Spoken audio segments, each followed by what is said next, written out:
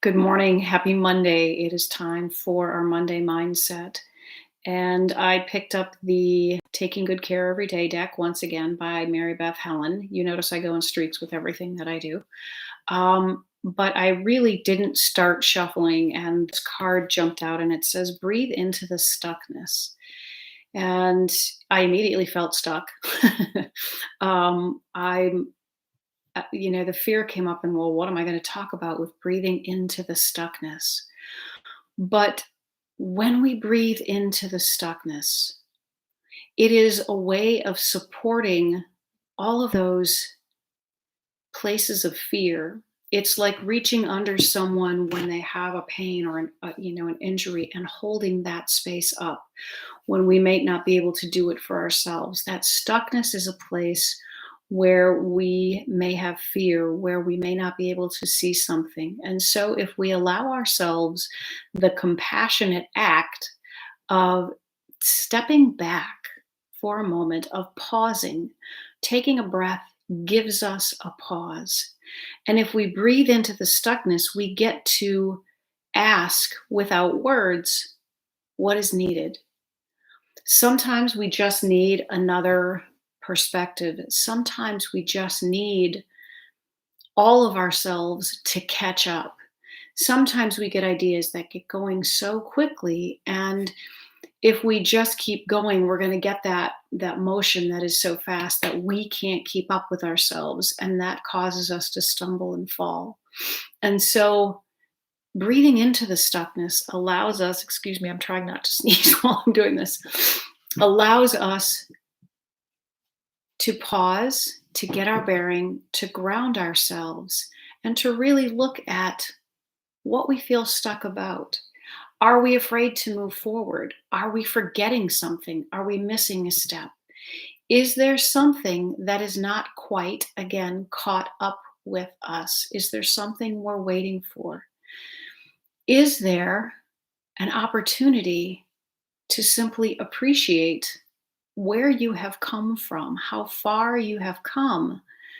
And if we don't get that stuck feeling, we don't take that pause.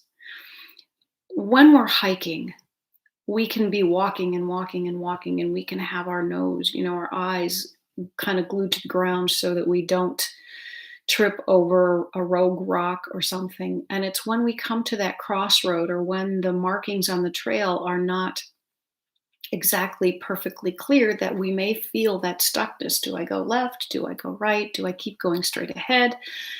And if we breathe into the stuckness, if we stop and go, okay, this is where I am. Where do I want to go? What do I want it to feel like? What does it feel like right now? That may help to clarify your direction. When you pause and turn around, and you can say, look at where I've come from. I started here, I'm going here. Maybe it's just the compassion. Maybe it's just time to not rush through life. We get so caught up in the destination that we lose sight of the journey. And it's being stuck in traffic, for example. If you can breathe into the stuckness of being in traffic, maybe you have that moment to take a breath, notice a tree, start a gratitude rant in your car rather than a road rage rant. See if you can find 25 things in any moment of stuckness that you can be grateful for. If you are so stuck in a situation, if you are trying to create something and you are so stuck, you have writer's block, for example, maybe it's time to distract for a minute. Maybe, again, the stuckness is going to allow things to marinate. It's going to allow all that juiciness that's within us to come together, to coalesce into something even more beautiful than you could have planned. Maybe in a traffic jam, in that same idea, you are being saved, if you will. You are being protected from having been in an accident, from missing your turn, from something else, from a different kind of delay that may have been even less pleasant. Be grateful for wherever you are. Embrace the stuckness, because the stuckness is the place for growth. One of my kids used to, she would get sick periodically, but what I would watch was it was a period of growth for her. And I swear to God, she would go to bed and she would sleep and she would have a fever and, but she would sleep for a long stretch of time, 12 hours at a time. But I swear I would help her out of bed the next morning or go in and check on her, and she would be taller.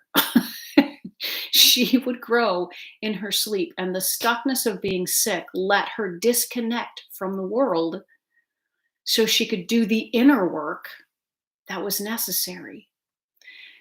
Do your inner work in those moments of stuckness, but don't work so hard on it. Just let yourself disconnect from all of the stuff that we keep focusing on out here.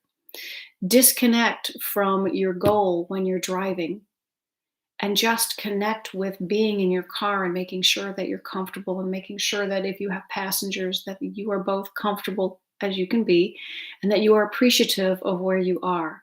When you're stuck in writing something, know that it is maybe not the right time to write. It is not the moment where your best idea is. And so go make a cup of tea and come back. Go for a walk and come back. Embrace the stuckness. There is purpose even in stuckness. There is purpose in the pause. I hope you find this helpful. I hope that if you are having a period of stuckness in your life, a period where you feel like you're not making progress, you can remember that it means there's probably a lot of inner work that is happening and you are growing. And like a flower that just seems like it's going to be closed forever, the inner work is happening and then it blooms. Let yourself bloom. Let yourself appear to be stuck for a while. Life is never stagnant. There is always movement and motion going on. We just may not be able to see it. Have a great day, everyone. Love your stillness, love the stuckness, and come out on the other side blossoming into a brand new you. I'll talk to you later in the week. Bye-bye.